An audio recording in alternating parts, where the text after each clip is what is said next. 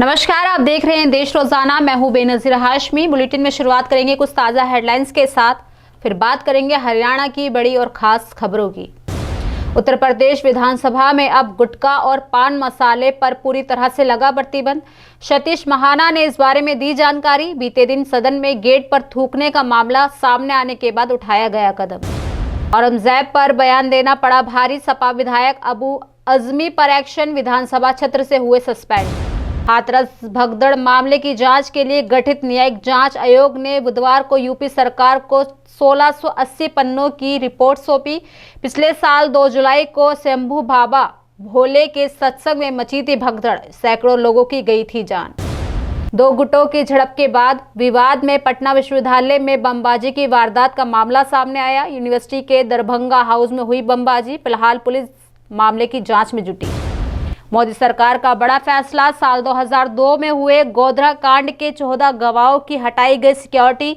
सुरक्षा में लगे थे सीआईएसएफ के 150 जवान। बेंगलुरु इंटरनेशनल एयरपोर्ट पर कन्नड़ एक्ट्रेस रान्या राव 15 किलो सोने के साथ गिरफ्तार। कोर्ट में पेश करके अभिनेत्री को 14 दिन की हिरासत में लिया गया। सोने चांदी के दामों में आज बढ़त रही। Indian Boolean and jewellers association के अनुसार 10 ग्राम 24 कैरेट सोने के दाम 114 रुपये बढ़कर 86,546 रुपये पर पहुंचा। हफ्ते के तीसरे कारोबारी दिन आज सेंसेक्स 740 अंक चढ़कर 73,730 के स्तर पर बंद हुआ, तो वहीं निफ्टी में भी 254 अंक की तेजी रही। ये 22,337 के स्तर पर बंद हुआ। मेटल और सरकारी बैंकों के शेयर में सबसे ज्यादा तेजी देखने को मिली।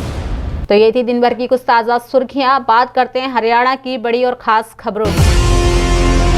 हरियाणा विधानसभा के बजट सत्र से 2 दिन पहले आज नई दिल्ली में होने वाली कांग्रेस की बैठक काफी महत्वपूर्ण रही। दरअसल पहले ये बैठक कांग्रेस के नवनियुक्त प्रभारी बीके हरिप्रसाद लेने वाले थे, मगर अब कांग्रेस अध्यक्ष मल्लिकार्जुन खड़गे के साथ राहुल गांधी भी हरियाणा के प्रमुख कांग्रेस नेताओं के साथ राजनीतिक मुद्दों पर चर्चा करने पहुंचे। वहीं विधानसभा चुनाव में कांग्रेस की हार के बाद राहुल गांधी और मल्लिकार्जुन खड़गे हरियाणा के कांग्रेस नेताओं के साथ दूसरी बार बैठक लेने पहुंचे। बताते चले कि हरियाणा में कांग्रेस के चुनावी प्रदर्शन से राहुल गांधी काफी नाराज हैं। काफी दिनों तक उन्होंने हरियाणा की राजनीतिक मामलों से दूरी बनाए रखी, लेकिन जिस तरह कांग्रेस का निरंतर नुकसान हो रहा है, उसे देखकर राहुल ने एक बार फिर हरियाणा के कांग्रेसियों को एकजुट करने का प्रयास शुरू कर दिया है। आपको बता दें कि विधानसभा चुनाव में कांग्रेस भले ही अपनी हार का ठीकरा ईवीएम पर फोड़ रही है, लेकिन हरियाणा के कांग्रेस नेताओं की आपसी गुटबाजी और टिकटों का सही ढंग से वितरण नहीं होने की वजह से भी कांग्रेस की हार हुई है। हरियाणा के कर्मचारी और मजदूर संगठनों ने सरकार पर न्यूनतम वेतन में बढ़ोतरी करने का दबाव बढ़ा दिया है। आपको बता दें कि भारतीय मजदूर संघ के बाद अब राज्य सरकारी कर्मचारी संघ ने बढ़ती महंगाई को आधार बनाते हुए न्यूनतम वेतन में वृद्धि करने की मांग सरकार से की है। जहां कर्मचारी व मजदूर संगठनों की मांग को देखते हुए सरकार ने 5 मार्च को यानी आज न्यूनतम वेतन वृद्धि बोर्ड की बैठक बुलाई।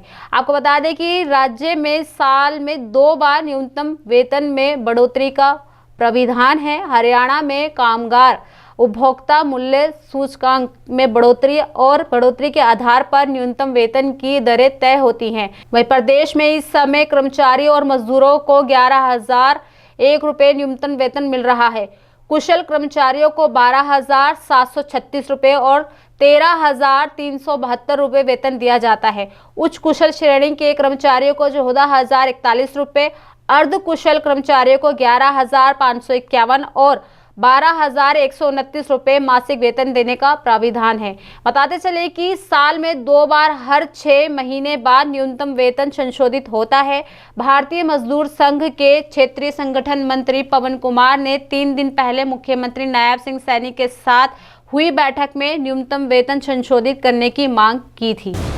हरियाणा में आज पहली बार 10वीं और 12वीं की बोर्ड परीक्षा एक ही दिन हुई है। दरअसल जहां लगातार नकल की शिकायतों के मामले मिलने पर शिक्षा बोर्ड ने नकल रोकने के लिए सख्ती और बढ़ा दी है। वहीं नूंह में परीक्षा केंद्रों के बाहर कमांडो तैनात किए गए। आपको बता दें कि परीक्षा केंद्र के 500 मीटर का दायरा पूरी तरह से खाली कराकर बैरिकेड लगा दिए गए थे। तो वहीं भिवानी में परीक्षा केंद्र में एंट्री से पहले बच्चों की पूरी तरह से तलाशी ली गई। तो सोनीपत में बच्चों के जूते तक उतार दिए गए। वहीं यहां झाड़ियों में भी पुलिस नकलचियों को ढूंढ रही थी। उधर नकल रोकने के लिए Jhajjar girls senior secondary school में कक्षाओं की खिड़कियों पर नई जाली लगा दी गई ताकि कोई यहां से पर्ची ना फेंक सके। इसके अलावा परीक्षा केंद्रों पर छात्राओं की नकल करने या किसी महिला की नकल कराने की संभावना को देखते हुए महिला पुलिस भी तैनात की गई। हरियाणा में 2002 बैच के HCS अधिकारियों को IAS में पदोन्नत करने का मामला राष्ट्रपति द्रौपदी मुर्मू के पास पहुंच गया है। आपको बता दें कि कांग्रेस के पूर्व मंत्री करण सिंह दलाल ने HCS 2002 बैच के इन कथित दागी अधिकारियों पर भ्रष्टाचार का आरोप लगाया है। साथ में ये भी बता दें कि उन्होंने इन अधिकारियों को IAS में पदोन्नत करने और हरियाणा सरकार के प्रस्ताव के खिलाफ राष्ट्रपति द्रौपदी मुर्मू को पत्र लिखा है। दरअसल एक सप्ताह पहले ही मुख्यमंत्री नायब सिंह सैनी की अध्यक्षता वाली कमेटी ने वर्ष 2002 से वर्ष 2004 बैच के HCS अधिकारियों की पदोन्नति को लेकर अपनी मंजूरी दे दी है। अब सरकार इस मामले में संघ लोक सेवा आयोग को भेजने की तैयारी कर रही है। बता दें कि चिट्ठी में करण सिंह दलाल ने लिखा है कि इन दागी अधिकारियों के खिलाफ भ्रष्टाचार के मामले में पर्याप्त प्रथम दृष्टया सबूत है। यह पंजाब और हरियाणा हाईकोर्ट के समक्ष रीट याचिका के लंबित रहने और हरियाणा सत्कर्ता ब्यूरो द्वारा जाँच की गई एक FIR से उत्पन्न भ्रष्टाचार निवारण अधिनियम के तहत आपराधिक कार्रवाई से स्पष्ट है। वहीं संयुक्त किसान मोर्चा 5 मार्च यानी आज चंडीगढ़ के सेक्टर 34 में अनिश्चितकालीन धरना लगाएंगे। दरअसल किसानों ने ट्रैक्टर ट्रॉलियां लेकर मोहाली से चंडीगढ़ में घुसने का ऐलान किया है। आपको बता दें कि किसान MSP की गारंटी के कानून समेत 13 मांगों को लेकर यह प्रदर्शन कर रहे हैं। हालांकि अभी तक उन्हें चंडीगढ़ प्रशासन से धरने की परमिशन नहीं मिली है। इसे देखते हुए चंडीगढ़ पुलिस ने पंजाब से सटे सारे बॉर्डर सील कर दिए। यहां तक कि किसान चंडीगढ़ में ना घुसे इसके लिए पुलिस बाइक कार सवारों के भी ID प्रूफ चेक कर रही है। जहां मोहाली में रोपड़ जिले से आए 100 किसानों को पुलिस ने हिरासत में ले लिया है। साथ में उनकी 15 ट्रैक्टर ट्रॉलियां भी कब्जे में ली है।